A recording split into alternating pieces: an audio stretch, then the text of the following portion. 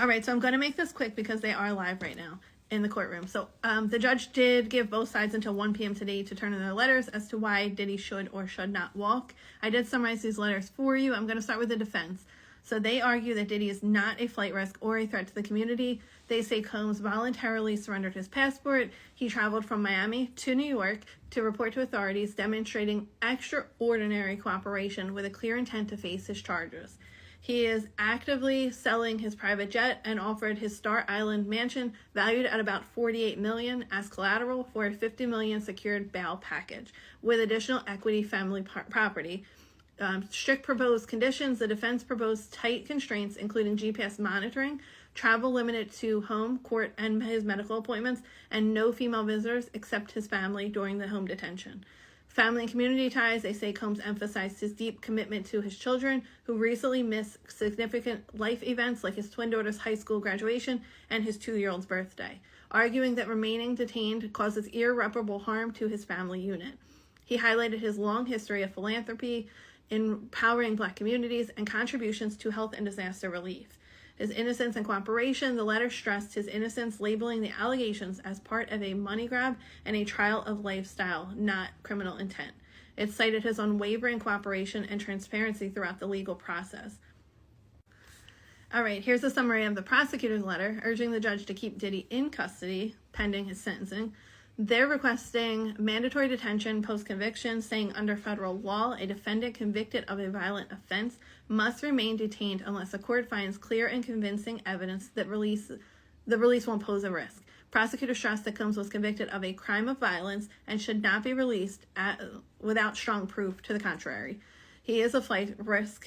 Though he's wealthy, Combs' financial means bolster rather than mitigate flight risk. Prosecutors emphasize his ability to flee if released, given his access to vast resources. He is a danger to the community and witness tampering. Prosecutors argue he poses a serious danger to potential witnesses and to the public, citing alleged past assaults and ongoing risk of obstruction of justice. Specifically, they refer to a brutal assault on Jane just months before his arrest, plus evidence he was preparing materials related to freak-off events at his arrest. As far as sentencing guidelines, federal sentencing guidelines estimate a sentence of 4 to 5 years, possibly more due to factors like coercion and fraud. Prosecutors argue that with that much at stake, Combs has strong motivation to evade justice. They stated there's a lack of precedent for release in similar cases. Prosecutors note they found no prior case where a defendant convicted of such a violent act and crime of violence was released before their sentencing.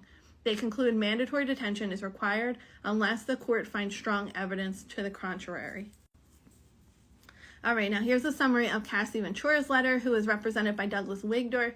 This letter emphasizes that Combs was convicted of transporting individuals for prostitution, a crime of violence, mandating detention post-conviction unless clear and convincing evidence shows he poses no flight risk or threat to public safety.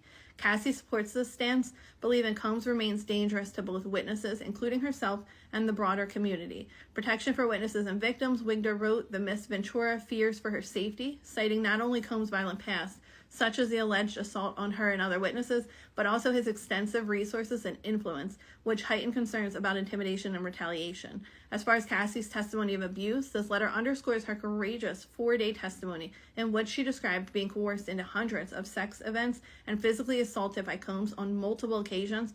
This included recounting a 2016 hotel beating and participation in so-called freak-off events.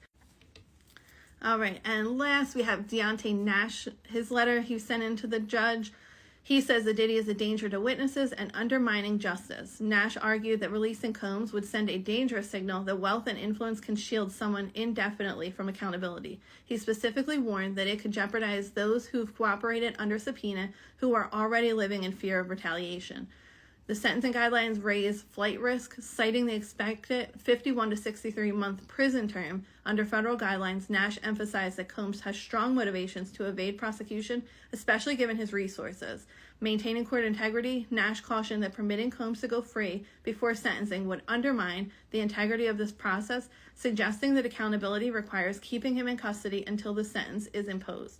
The judge is reviewing all of these letters and has set the hearing for today at 5, which, like I mentioned, it is live right now. So I'm going to be back once we have that info, whatever the judge decided. So I will see you soon.